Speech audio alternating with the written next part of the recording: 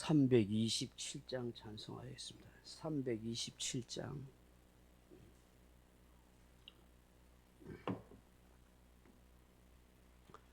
찬송가 327장입니다. 주님 주실 화평 믿음 얻기 위해 너는 정성껏 기도했나. 주의 제단 앞에 모두 바치기 전 복을 받을 줄 생각 마라. 주의 제단에 선제사 드린 후에 주 내 맘을 주정하니 주의 뜻을 따라 그와 동행하며 영생 복락을 누리겠네.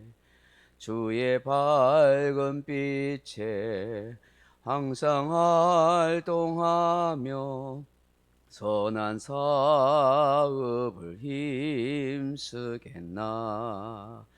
자유 얻으려면 주의 뜻을 따라 너의 모든 것 희생하랴. 주의 제단에 산제사 드린 후에 주 내 맘을 주장하니 주의 뜻을 따라 그와 동행하면 영생 복락을 누리겠네.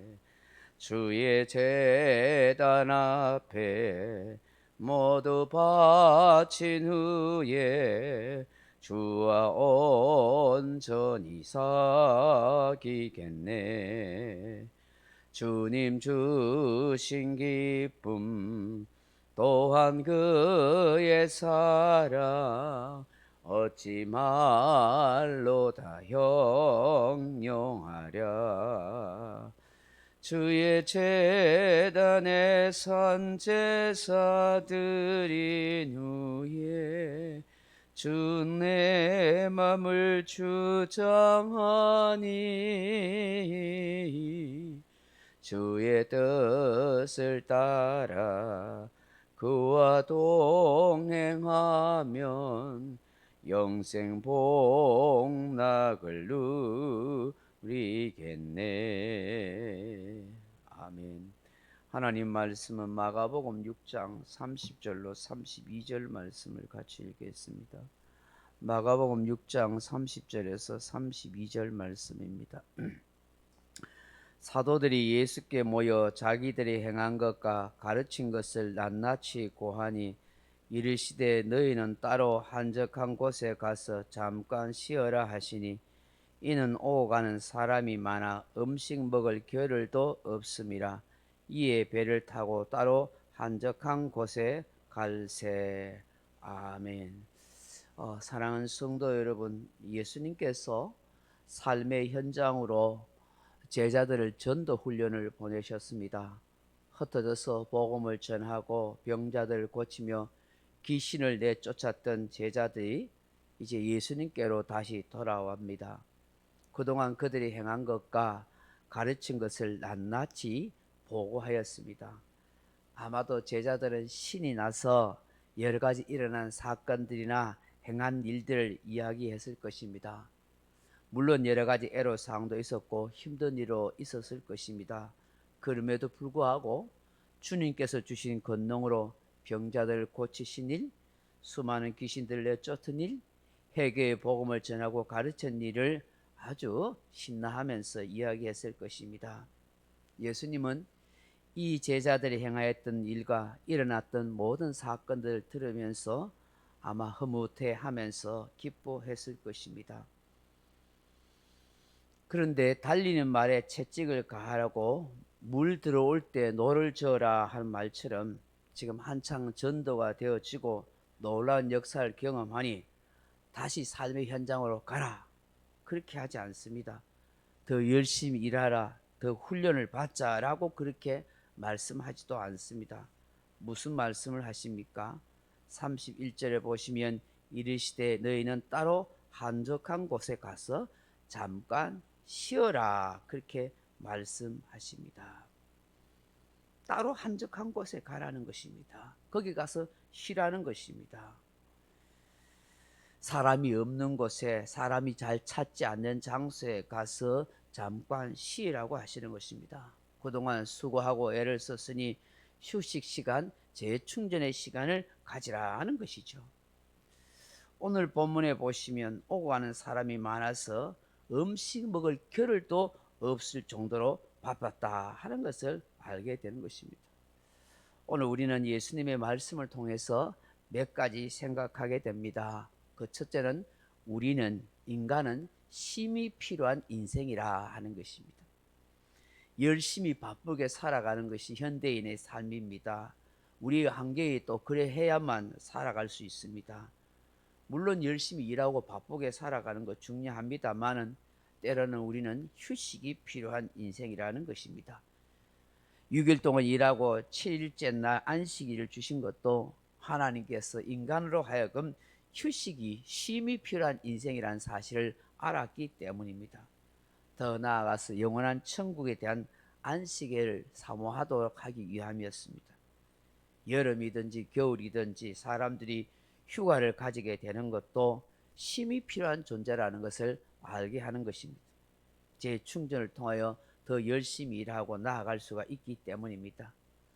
배터리를 계속해서 사용하고 재충전하지 않으면 방전이 되어 잘 사용할 수 없습니다. 마찬가지로 사람이 일만 하고 재충전할 수 있는 시간이나 기회를 갖지 않으면 결국 큰 병이 생기거나 쓰러질 수밖에 없습니다.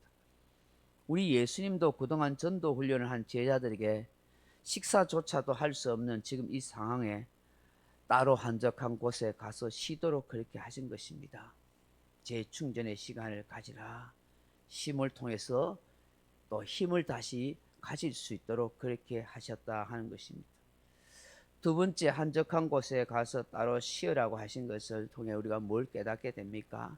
우리를 지극히 배려해 주시는 예수님의 마음을 생각하게 되는 것입니다.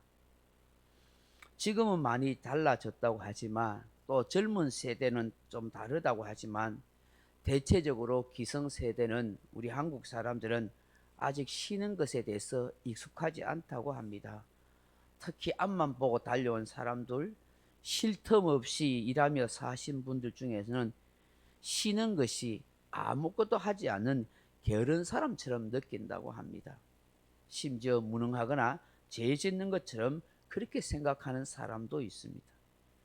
그러나 우리 인간은 기계처럼 일만 할 수 있는 존재가 아닙니다. 기계도 계속 돌아가면 탈이 나고 고장나기 마련입니다. 때로는 기름칠도 해주고 때로는 기계를 세워서 쉬게도 해줘야 하는 것입니다.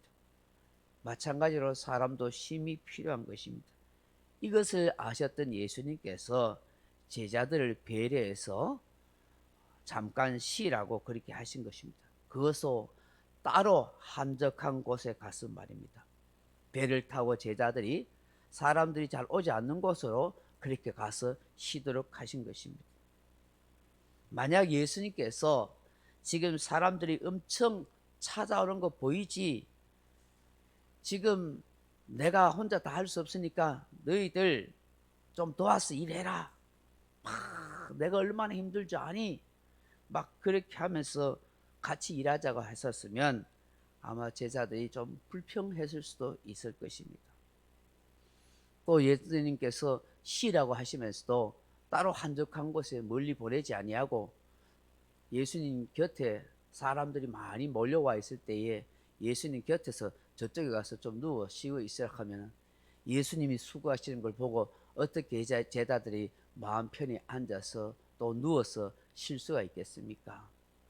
우리 예수님께서는 따로 한적한 곳에 사람들이 잘 오지 않는 곳으로 제자들을 보내서 쉬도록 하셨습니다. 물론 예수님이 또 같이 가셨는지는 모릅니다. 어쨌든 간에 예수님은 이 제자들을 배려하셔서 쉬도록 그렇게 해주셨다 하는 것입니다. 오늘 우리 예수님도 우리의 사정과 형편을 잘 아십니다. 열심히 일하고 살아가는 것도 중요하지만 쉬면서 또 살아갈 수 있는 인생으로 그렇게 생각해 주시는 주님이시다 하는 것입니다. 마지막으로 예수님께서 따로 한적한 곳에 쉬라고 하신 것은 무슨 의미가 될 수 있을까요?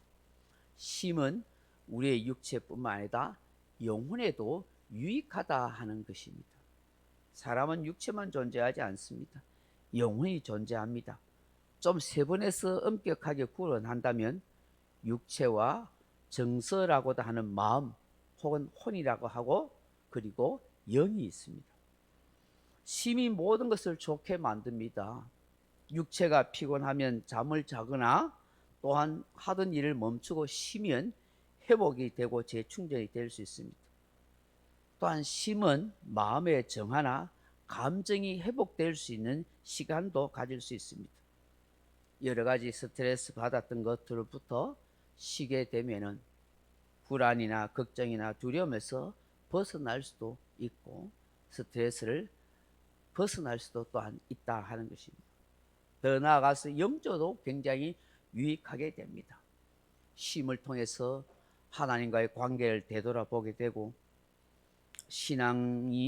신앙적으로 자기 정체성을 생각할 수 있는 그런 시간도 가지게 되고 주님의 은혜를 깊이 점검해 볼 수 있는 좋은 시간이 되기 때문입니다.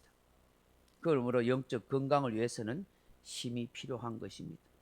우리 예수님도 사역하신 후에 한적한 곳에 가서 쉬거나 기도하는 시간을 가진 것을 보면 바로 이런 이유에 쉼이 필요하다는 것을 알게 되는 것입니다. 사랑하는 성도 여러분, 오늘 이 새벽에 주시는 이 말씀을 생각하면서 우리 인생은 쉼이 필요한 인생입니다. 쉬도록 배려해 주시는 예수님의 마음을 기억하시고 쉼은 나의 육체뿐만 아니라 정서와 영적 건강에도 유익하다는 생각을 할 수 있기를 바랍니다. 늘 예수님과 함께 쉼이 있는 인생으로 그렇게 살아갈 수 있기를 주님의 이름으로 축원합니다. 각자 기도하시다가 돌아가시기 바랍니다.